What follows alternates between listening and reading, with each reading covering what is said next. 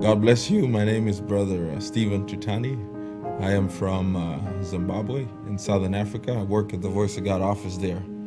And I'm just going to give you a brief outline of what the Lord is doing down in our part of the world.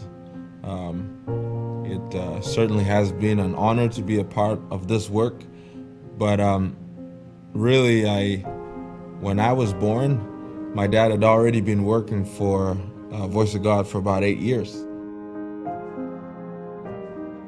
I remember from them early days him working with the books and translations and distributions, and I never knew I was going to be a part of the work the way the Lord has worked it out. But I drew a lot from him because I did see how dedicated he was.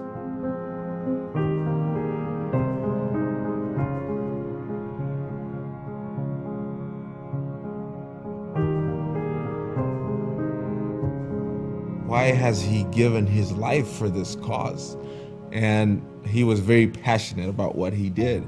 I remember in the early days, we still had the office in downtown Harare at the Vanguard House. And before then, Brother Joseph Branham and Brother Billy Paul and Sister Rebecca had come to Zimbabwe in 1985 to spearhead the work of the Voice of God and set up the office there.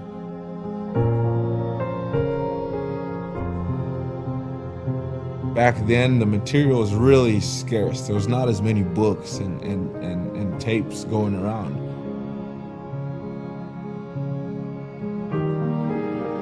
But people still knew God sent a prophet and believed him, but there was very little material circulating. So it was very precious. And I remember my dad telling me stories where if, say somebody backslides and is no longer serving the Lord, the brothers would team up and go to his house and be like, so, you've asked him and you've really decided you're no longer serving the Lord. And when they confirmed that was the case, the next question would be, where are the books? Where'd you put the books? And they would get the books and take them with because it was so precious and they wanted to use them. And if I had a book, very few times brothers would not be willing to give his book to the other brother because he knew it was not going to come back and go to the next and the next. So they would bring large notebooks and copy out the spoken word book, word for word, what Brother Branham said, and then walk away with your handwritten copy of the book because the material was just not in good supply until Voice of God came in and really set up an organized, orchestrated method of getting, the messages out.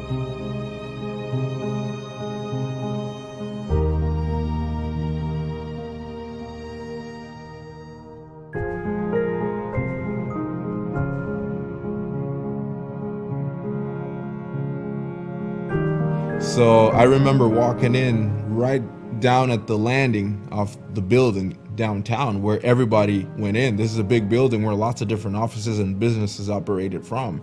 But that whole floor and landing area where everybody who had to go into the building went through was packed, almost ceiling high, with boxes and cartons of books and spoken word books.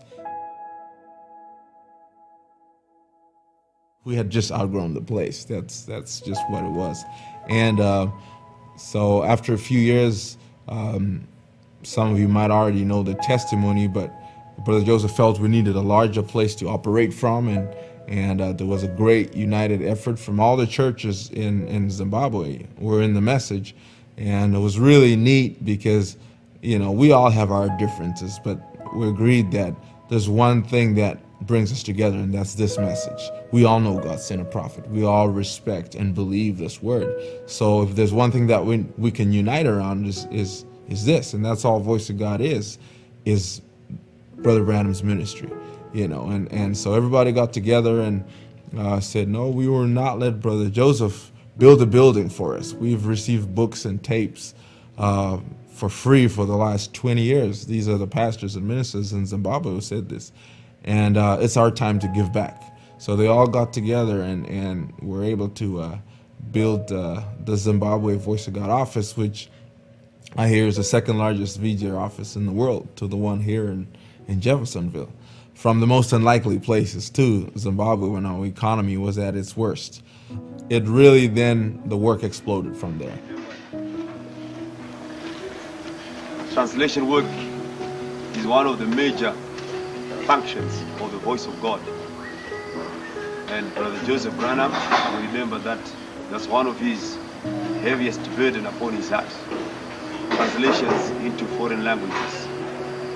And the Prophet Committee felt, together with the pastors here in Zimbabwe, we needed to have a facility that will make sure that that burden that Brother Joseph has of translations in foreign languages is taken care of.